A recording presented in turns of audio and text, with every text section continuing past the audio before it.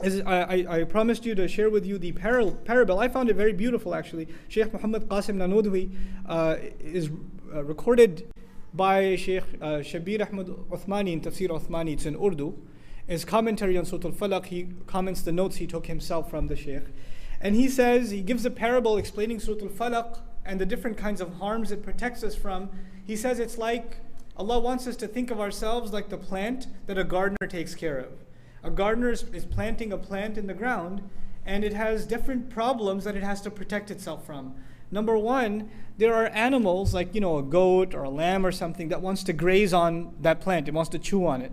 Now the goat or whatever animal it may be, or even a bug or a bird, it's not the enemy of the farmer. It's only doing that because that's in its nature. Allah created it, and part of that creation is it's going to eat a plant or it's going to chew on it. This is part of the manifestation of min sharri ma khalaq. There are things Allah created and they can cause you damage not because they're evil, but because that's what they do.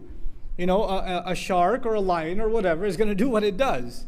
And it's not because it's evil, it's acting out in accordance with its nature. So in the way Allah created things naturally, there's the potential for you receiving harm just in the natural order of things. And so you have to ask Allah for protection from them. But that's not the only kind of protection He seeks. So He fences the plant around so the goat doesn't come by and chews it up.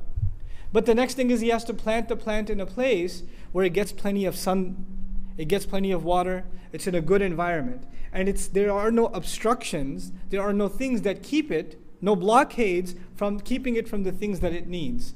We ask Allah, وَمِن شَرِّ غَاسِقٍ إِذَا وَقَبْ.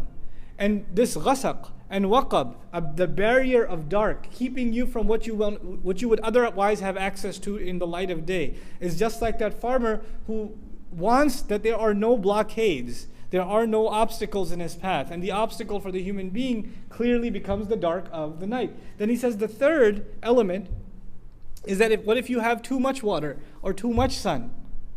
You get overwhelmed. And the plant, he specifically gave the example of the plant getting buried under snow or getting flooded with water, being overwhelmed from an outside element.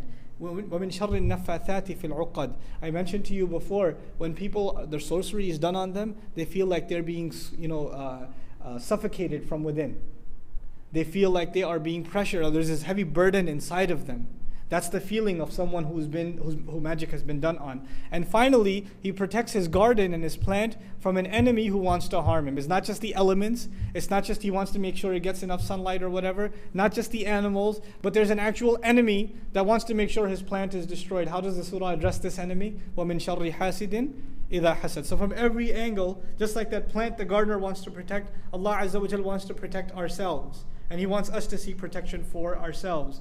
So this surah is about protecting yourself from physical kinds of harm that may afflict you. The next surah will be about spiritual harms that can afflict you. So there's the body being protected in Surah Al-Falaq, and the ruh and the nafs being protected in Surah Al-Nas from waswasa of shaitan and evil company and things like that. The final comment on this I want to share with you about the hasidun, the people who have hasad against us. Who is on our side? What do you have to worry about? People, Muslims, getting all proud. Man, they have this many weapons, and they have these many agents, and they've got this, and they've got the other, and all this conspiracy theory. Who do you have on your side? قُلْ أَعُوذُ بِرَبِّ الْفَلَقِ. All the darkness on one side, and the one who tears through the darkness and brings light to you on the other side. What do you have to worry about? We have to hold on to this book and seriously believe in it. When it gives us counsel, we have to take it as counsel for us. We can't just take it as empty, just a dars and some interesting knowledge, but go back to our attitude. This is supposed to change our attitudes. It's supposed to change our attitudes. I pray that Allah Azza wa Jal gives all of us the strength to change our attitudes. May Allah make us unified with the Quran. May Allah give us a comprehensive understanding of it. I just want to make two announcements before.